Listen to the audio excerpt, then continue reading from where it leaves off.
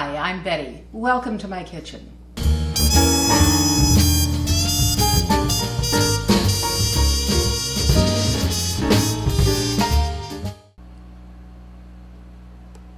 What you're looking at is a Raspberry Frangipane Tart. Frangipane is an almond cream, and I am extremely fond of any dessert, candy, almost anything with an almond flavor. So when I saw this recipe, it was something I really had to try. But the first recipe had too much butter in the crust and it oozed out and leaked all over the oven. The second recipe didn't have enough filling and it was really too dry. So I tweaked it around and added a little of that and took out a little of this, and even then I wasn't totally satisfied. It didn't quite have enough raspberry flavor. So I've added a layer of raspberry jam before I put in the almond cream. The recipe follows, and I think it's one you're going to like. So here are the ingredients for our tart pastry. I have 1.25 cups of flour, 1.5 tablespoons of sugar, 1/4 teaspoon of salt, 2 tablespoons of cold water, an egg yolk, 1/2 teaspoon of vanilla, 1/2 teaspoon of water, and 6 tablespoons of cold butter. And we're going to do this one in the food processor. Tart doughs are different than pie pastry. Pie pastry you want to be flaky, but tart dough is not flaky. It's what's called short, which means sort of crisp and tender. Think of a cookie, but a very delicate cookie, let's say. So here we go. I'm going to put the flour, the sugar, and the salt in the processor. And I'm just going to pulse that briefly to mix those ingredients.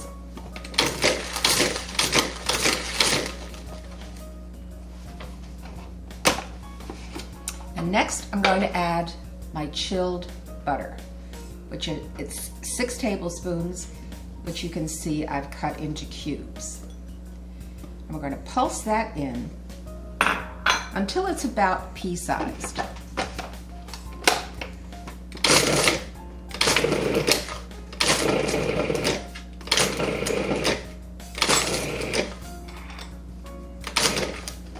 All right, that does it. See, I've got some lumps here, and I'm not concerned about that because I'm going to blend it a little more once I put my liquid in. So now I'm going to blend my egg yolk, the water, the lemon juice, and the vanilla. And give these a whisk.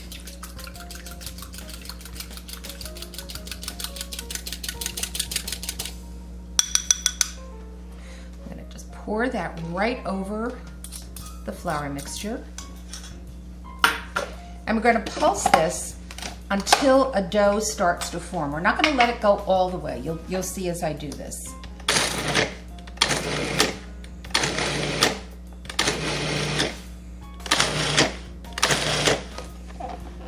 Now this looks like it might need a little more water. I'm just going to check it. No, actually I think it's fine.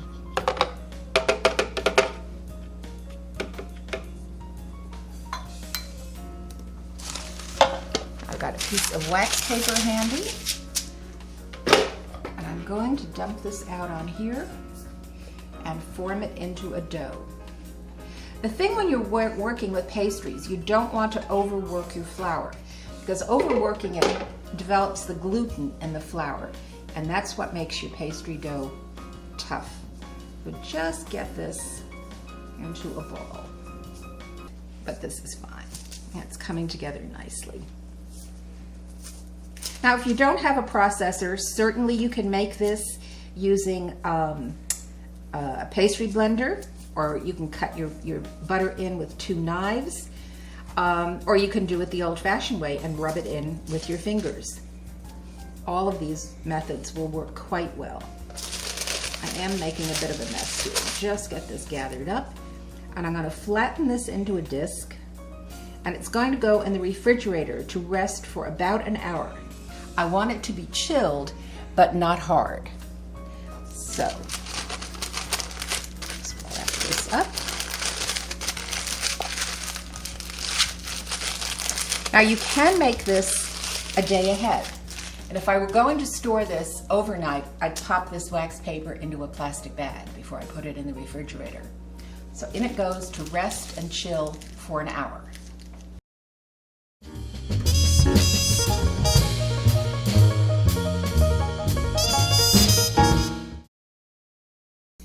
My dough has chilled and it's all ready for rolling out. Now, if you should happen to leave the dough in the refrigerator a little too long, or perhaps you make it to use the next day, simply take it out and leave it at room temperature for 20 to 30 minutes, or until it feels pliable and ready to roll. Now, my favorite method is to roll my dough between 2 sheets of wax paper. A, it doesn't make a mess, and B, I find it a very easy method of transferring the dough into my pie plate or tart pan. And my favorite rolling pin really is this tapered French rolling pin. But of course you use whatever you're comfortable with. And to start, I'm just going to push down on the dough a little bit to get it started. And from there, we'll start rolling. If it breaks around the edges, simply go over that and it will seal itself back together. You can see there are still some little streaks of butter, but not the bigger flakes that we like to see if we're making a pie crust as opposed to a tart crust. And I'm just going to continue until this is rolled out into about an 11 or 12-inch circle.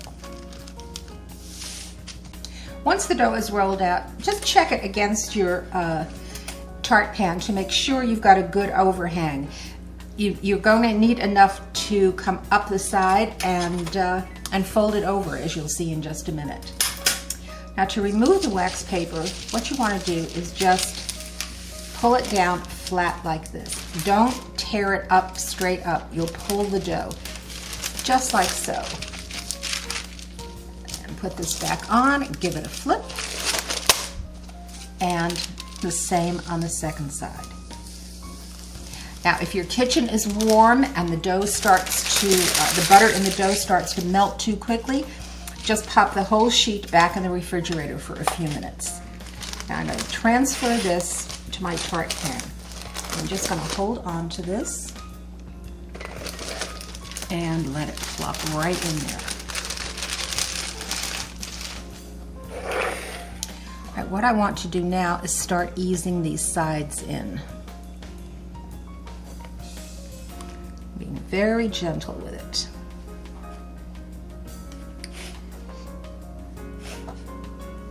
There we go.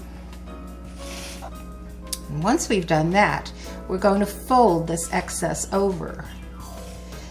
Because we're going to be unmolding this tart at the finish, we want the sides to be good and strong, to be strong enough to hold the filling and not break. And we also want to make sure that the edge comes a little bit above the side of the pan, because inevitably, no matter how well you line it with pie weights and so forth, there's going to be a little bit of shrinkage. But I'll show you a little trick for that just before we're ready to bake it. So there we go, with our edges all folded in. And just press lightly into the sides. And as I said, get it to raise just a little bit above the edge of your tart pan. And once I finish this, it's going to go back into the refrigerator to chill yet again. If we put it in at this point, because it has softened quite a bit, it would literally melt in the oven before it starts to bake, and it would really shrink down on the sides then. So we just continue crimping this around. And there it is, ready to chill for about 30 minutes. And then we're going to bake it off, and while it's baking, I'll make the filling. The tart dough has chilled, and what I want to do now is just take these edges and pull them over the rim very slightly. This is going to help anchor the dough so that it doesn't shrink too far down the sides as it's baking. I hope you can see that. It's just crimped ever so slightly over the top. And it won't affect the ease of which this will pop out at the end. You want to be careful not to press too much so that the dough on the side doesn't get too thin, because as I said, you want a nice sturdy side crust to hold up to the filling once we unmold this, when it's all done. Just finish crimping around the side here. And once I've done this, what I'm going to do is line it with foil. I know many cookbooks tell you not to use foil when you're going to blind bake. However, I have found when I use parchment that when I go to take the beans out, the parchment often tears because it's become crisp during the cooking process, and whatever I've used to hold the dough down, be it pie weight such as I'm using, or you can use dried beans or rice, when that parchment splits, that stuff just goes all over the place. So you can actually use foil. But if you're going to use foil, what you want to do is butter it very lightly. I like to keep a little pot of butter in my kitchen all the time, so it's soft and at room temperature, which comes in handy just for things like this. It also means I can have butter on my toast and not spread it too thickly. So just give it a very light coating of butter. And then you take that. Oh, I'm sorry, before I do that, I just want to prick the bottom lightly. This also helps it to prevent any bubbles rising up as it's baking. Just a light, it doesn't have to go all the way down to the bottom. Just a light tap. And then we'll put our foil in and really get it into the sides here, which is another thing you can't do with parchment, and another reason I don't like to use that. This way I can really get this firmly into the sides, and then I'm ready to dump my pie weights in.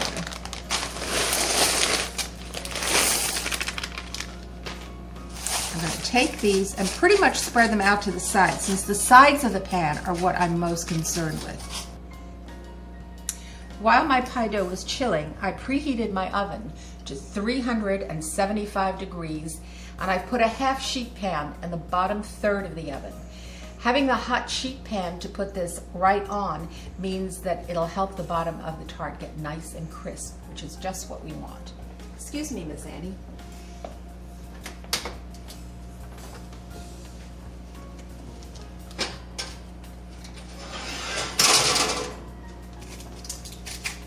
In that goes. And we're going to bake this with the pie weights and the foil for 15 minutes.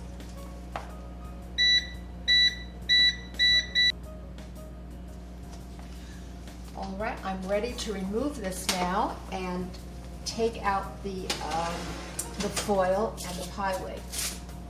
I've got a piece of foil in here because it's going to help me, I think, lift this out.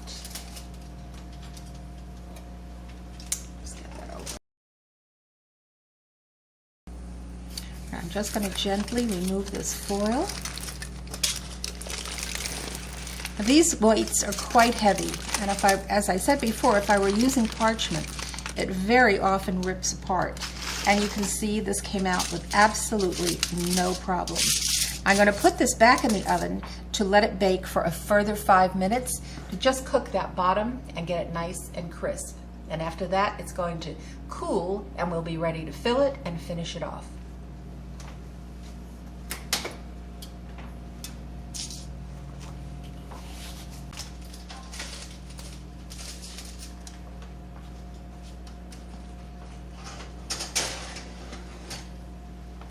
All right, our tart shell is ready to come out. It's beautifully baked. And again, I'm using this foil. It makes it nice and easy to get it out of that sheet pan. All right, here is our tart shell, all baked. It's now going to sit here and cool completely until I'm ready to fill, and then I'll be ready to fill it.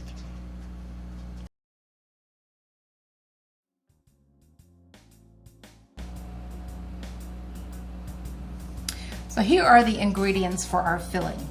I have 6 tablespoons of softened butter, 2 eggs, half a cup of sugar, a cup of ground almonds, 2 tablespoons of flour, and 1½ teaspoons of almond extract. If you can't find almond flour in your grocery store, you can take about 2½ ounces of blanched almonds, slivered or sliced, and just grind them in your process first with the sugar until they're as finely ground as you can get them. They may not be quite as fine as this, but it will work. So to make this in the processor, all I'm going to do is just dump everything in, one after the other. And then we'll just run it until it all comes together. I believe this filling actually originated in Italy, where it's called Frangipane. And it's quite versatile and really, you'll see, makes a lovely tart. If you can't get fresh raspberries, canned apricots, very well drained and dried, would be delicious. I've also made it with blueberries, and I think peaches too would work quite well. So now I'm just going to turn this on and let it go until the ingredients are all blended.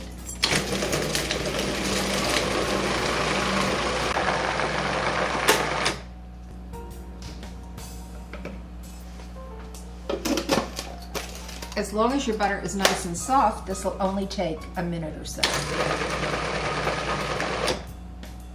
Okay, and that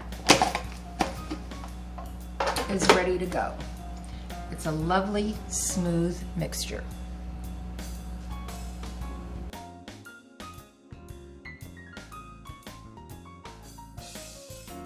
To finish the tart off, I'm going to spread the bottom with a little seedless raspberry jam. None of the recipes that I looked at included this, but after the first time I made it, I decided it needed just a little more hit of raspberry. So I'm going to use about 1/4 cup of seedless raspberry jam. Just spread that as evenly as I can over the bottom. I've knocked a little piece of crust there.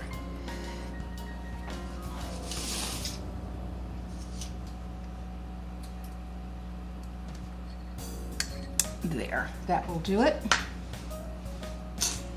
And now for our almond filling.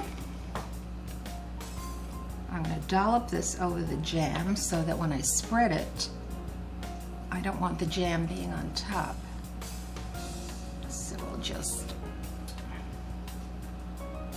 put this out fairly evenly.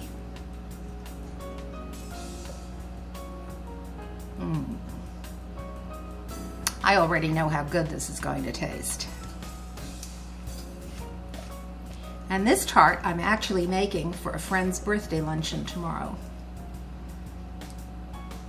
I happened to mention this recipe, and immediately my friends decided this is what they would like for dessert. It takes quite a while to make, but most of the time is resting time while the dough is either chilling or baking. There's not really a lot of hands-on time with this. There, I don't have to do much to that at all.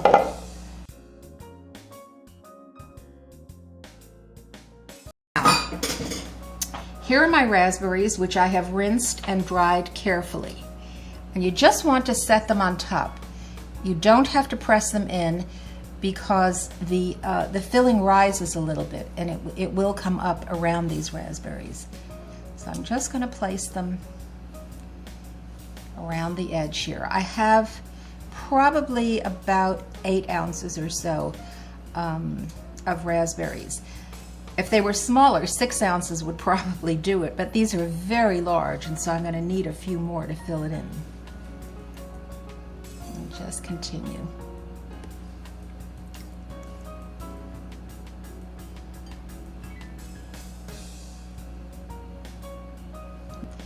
I'm going to use about 1/3 of a cup. You can use more or less according to your taste, and if you don't like them, you can eliminate them entirely.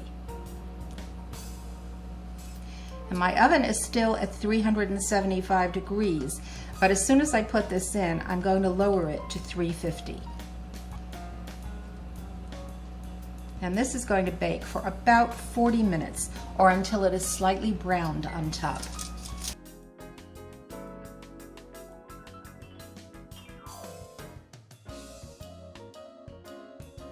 And here's the finished product.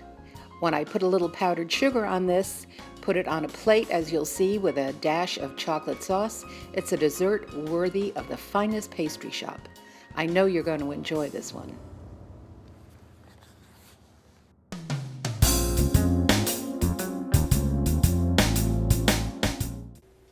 For additional recipes and information, please visit my website at bettyskitchenfare.com.